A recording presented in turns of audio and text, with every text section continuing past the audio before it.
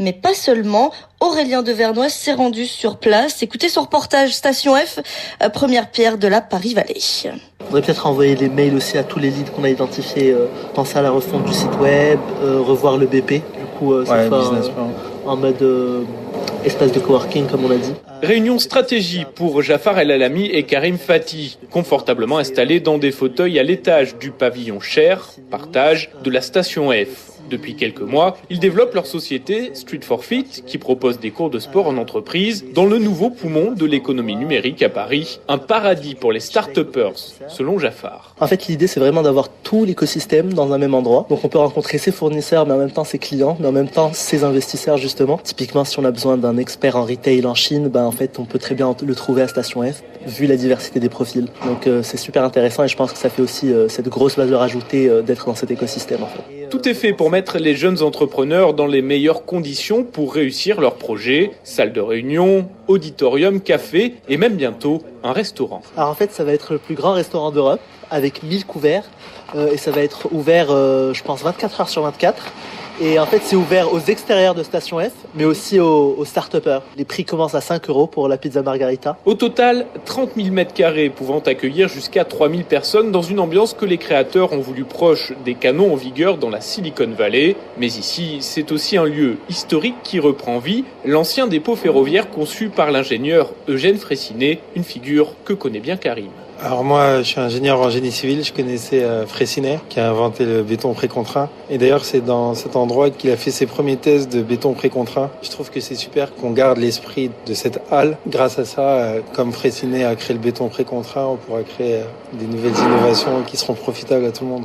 Innovation, émulation et surtout attractivité, ce sont les maîtres mots de la Station F. À peine 7 mois après son ouverture, les incubateurs installés sur place par Facebook par exemple ont déjà fait le plein et la sélection a été rude, comme l'explique la directrice de la Station F, Roxane Varza. Par exemple, l'année dernière, pour un des programmes, donc on en a 30, il y avait 4000 candidatures de 50 différents pays. Donc vraiment, on commence à voir un intérêt de plein de différents pays pour venir s'installer en France et développer son activité. Une véritable fascination s'est même développée autour de ce projet, ce qu'ont pu constater Jafar et Karim. Souvent, nous, ce qu'on avait l'habitude de faire, c'est qu'on allait chez les clients avant d'être à Station F. Mais maintenant, le premier réflexe des clients, c'est est-ce qu'on peut venir vous voir dans vos locaux à vous et voir finalement l'environnement de la Station F, parce que finalement, ça vend du rêve. Ici, on va rajouter une quinzaine de commerces pour vraiment faire vivre le quartier et s'intégrer. On essaye d'agrandir ce lieu. Le rêve, conçu par le milliardaire Xavier Niel, en visite ce jour-là avec quelques invités, c'est celui de faire de Paris la capitale européenne du numérique. Une ambition partagée par Emmanuel Macron, qui en a fait l'un des objectifs de sa présidence. Selon Pierre Slamiche, qui développe 2 startups sur place, les planètes sont plutôt bien alignées. Les restrictions au niveau des visas aux États-Unis, la politique très volontariste sur l'éducation d'Emmanuel Macron et puis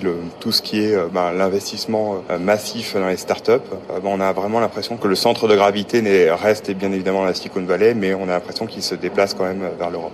Et l'illustration de cette attractivité nouvelle, c'est par exemple le parcours de Jafar, qui après son enfance à Marrakech, a effectué des études et une expérience professionnelle aux États-Unis avant de choisir de développer son entreprise en France. Ils ont fait énormément d'efforts pour pouvoir faciliter en fait l'obtention du French Tech Visa, qui du coup permet aujourd'hui aux étrangers d'entreprendre en France, qui est donné pour 4 ans. Et du coup, ça permet effectivement de venir et de créer. Je pense que l'idée derrière, c'est de rendre Paris plus entrepreneurial, beaucoup plus dynamique et beaucoup plus jeune, disons, qu'avant. Mais l'autre priorité de la Station F, c'est d'offrir leur chance à ceux pour qui les portes sont parfois fermées en France. Un Fighter Programme vient ainsi d'être lancé début janvier, ouvert sans condition de diplôme ou de qualification, une initiative appréciée par Karim. La Station F, elle ne vous sélectionne pas par rapport à votre diplôme, par rapport à ce que vous avez fait avant, mais vraiment par rapport aux personnes que vous êtes, au projet que vous portez et à la complémentarité entre les associés. On s'en fout de votre origine sociale, de votre origine ethnique, d'où vous habitez. Ce qu'on veut voir de vous, c'est que vous avez cette volonté d'entreprendre, que vous croyez en votre projet et que ce projet peut changer la société.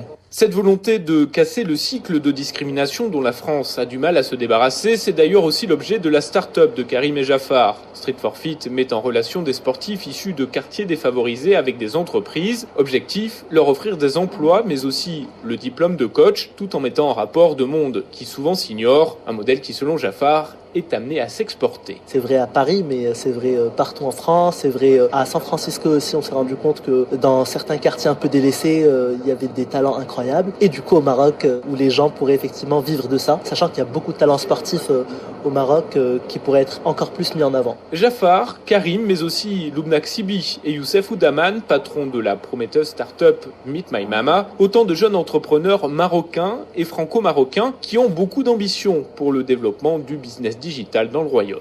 C'est un pays d'entrepreneurs, on a toujours été assez débrouillards. Enfin, moi je vois les gens de ma famille avec rien, ils arrivent à monter des business, etc. Donc on a toujours eu ce côté entrepreneur et pour moi ça peut être une nation d'entrepreneurs comme la France, comme les États-Unis, il n'y a pas de raison.